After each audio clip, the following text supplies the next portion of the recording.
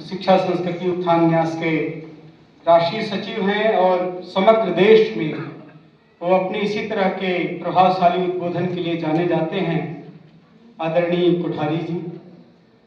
मंच पर विराजमान फादर और जिनका उद्बोधन अभी आपने बड़े ओजस्वी शैली में सुना, आदरणीय ब्रह्म भट्ट जी। मंच पर विराजमान प्रोफेसर नितिन राणे जी, कुलगुरु अवंतिका विश्वविद्यालय उज्जैनी, और इस महाविद्यालय की अत्यंत ओजस्विनी तेजस्विनी डॉक्टर कीर्ति रेड्डी प्राचार्य। यहाँ सभा मंडप में विराजमान बहुत सारे आदरणीय महानुभाव हैं। आदरणीय प्रोफेसर हरीश व्यास जी मेरे विश्वविद्यालय के कार्य परिषद के सदस्य हैं, और भी जितने भी महानुभाव यहाँ पर विराजमान हैं, मैं सबको नमस्कार करता हूँ। सर ने एक बहुत अच्छी बात कही कि बुलेट ट्रेन से 3 घंटे में वाराणसी पहुंच करके, नहीं 1 घंटे में वाराणसी पहुंच करके 3 घंटे आरती में देना। और आगे सर ने ये कंक्लूड भी किया कि अगर शांति पानी है, प्रगति किस तरह की चाहिए जिसमें शांति हो, और वह शांति का रास्ता खुलता है गंगा की आरती से ही। तो हमें गंगा की आरती में समय कम नहीं देना है, बुलेट ट्रेन की स्पीड और बढ़ा देनी है। बुलेट ट्रेन की स्पीड और बढ़ा करके, सॉरी अनिजवाल जी भी मेरे मंच पे बैठे हुए हैं, मैंने देख ही नहीं पाया क्योंकि मैं मंच पर विराजमान लोगों को देख नहीं रहा था, घर आके देख रहा था, क्षमा करेंगे।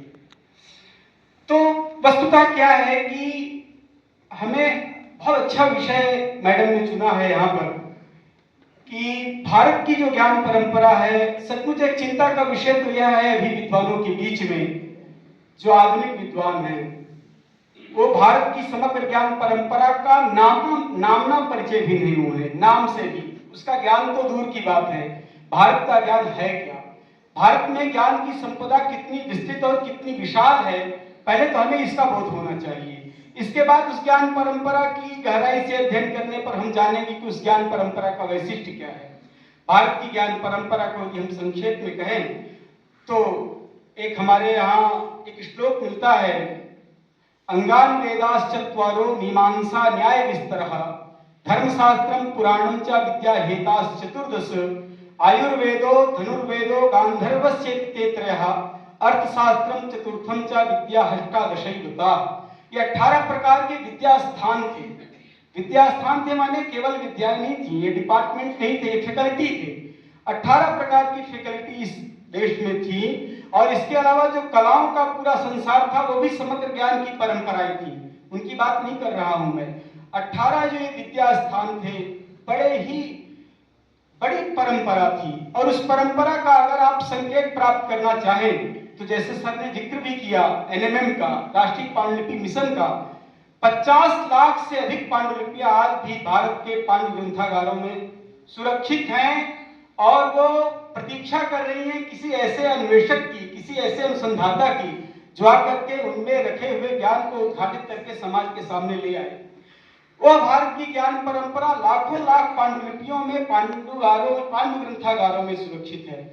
हमें अगर सचमुच भारत की उस ज्ञान परंपरा को सामने लाना है तो हमें प्रयत्न करना पड़ेगा अपनी भारतीय ज्ञान संपदा को समझने के लिए। हाँ, यह जरूरी है कि आज की जो आईसीटी है, जो सूचना संचार का तंत्र है, जो तकनीकी आत्मनिर्भरता है, उसकी जरूरत अवश्य है, लेकिन उसका विनियोग करना है हमको अपने पारंपरिक ज्ञान के उद्धार के लिए। तभी हम 2047 में जिस विकसित भारत की कल्पना कर रहे हैं उसको, उस लक्ष्य को पूर्ण करेंगे। अन्यथा केवल विकसित होने का अर्थ बहुत बड़ी अट्टालिकाएं बन जाना, बहुत अच्छी सड़कें बन जाना, बहुत अच्छी शस्त्र की सामग्री, जैसा सर ने कहा, जिसके शस्त्रों के भांडागार है, बहुत सारे शस्त्रों का संग्रह कर लेना, यह विकसित देश की पहचान नहीं है, और हो सकती है पश्चिम के लिए, परंतु भारत के विकसित देश की यह पहचान नहीं है। भारत के विकसित होने का मतलब है कि भारत की ज्ञान परंपरा का भारत में स्थापना होना। यहाँ के ज्योतिष को कौन पढ़ रहा है आज, यहाँ की वास्तुशास्त्र को कौन पढ़ रहा है आज। आप देखिए आज के आर्किटेक्ट कितना पैसा लेते हैं डिजाइन करने में बिल्डिंग्स की, और ऐसा सत्यानाश करते हैं कि जहाँ पूजा करनी चाहिए वहां जो है नहाते हैं, और जहाँ भोजन करना चाहिए वहां शयन करते हैं। क्यों? क्योंकि हमको अपने भारत की ज्ञान परंपरा के प्रति निष्ठा ही नहीं है। हम आर्किटेक्ट को लाखों लाख रुपया देने में कोई संकोच नहीं करते, लेकिन अभी एक वास्तुशास्त्री को, अभी किसी ज्योतिषी को 1500 रुपया देना हो तो हमारी टेंशन बढ़ जाती है। मैं कहना यह चाहता हूं कि केवल भाषणों में नहीं, जीवन में उतारना पड़ेगा भारत की ज्ञान परंपरा को, तभी हमारे जीवन में परिवर्तन दिखेगा, तभी हमारे देश की संस्कृति में परिवर्तन आएगा, तभी हमको पूरे समाज में संगच्छध्वम संबद्धम की भावना का दर्शन हो पाएगा। हम भारत की इतनी ज्ञान की जो परंपरा है, मैं कितनी बड़ी बात कही कुठारी सर ने कि जो नई शिक्षा नीति है, जिसको राष्ट्रीय शिक्षा नीति कह रहे हैं, राष्ट्रीय शिक्षा नीति जो है उसको अगर हम आत्मसात करें, उसका परिपालन करें, तो सचमुच भारत का वास्तविक जो स्वरूप है वो समाज के सामने आ जाएगा। क्योंकि अगर ज्ञान को हम अपनी स्थानीय भाषा में, जो हमारी मातृभाषा है, उस पर हम पढ़ाने का वातावरण क्रिएट करें। सबसे बड़ी बात तो है कि भाषा हम पर एक बंधन बन करके आ जाती है। जो जिन क्षेत्रों में, जिन सुदूर क्षेत्रों में अध्यापक नहीं है, आचार्य नहीं है, प्राइमरी स्कूलों में टीचर नहीं है ढंग से, और उन्हीं विद्यार्थियों से हम अपेक्षा करते हैं कि वही देश की ज्ञान संपदा का उद्धार करेंगे। जरूरत है कि हम भाषा के फाउंडेशन को खत्म करके और अनुसंधान किसी भी भाषा में आए। महत्व अनुसंधान का है, भाषा का नहीं। भाषा का महत्व भाषा के स्तर पर हो सकता है, लेकिन महत्व अनुसंधान का है। और वह अनुसंधान, अगर हम भारत की काल गणना को जानना चाहें, भारत की ज्योतिष की परंपरा को जानना चाहें, अंग्रेजी में कैसे आएगा? वो अंग्रेजी में कुछ है ही नहीं। वो तो सारा ज्ञान है भारत की विद्याओं में, भारत के ज्योतिष के ग्रंथों में, भास्कराचार्य की लीलावती में, भास्कराचार्य के ग्रंथों में है।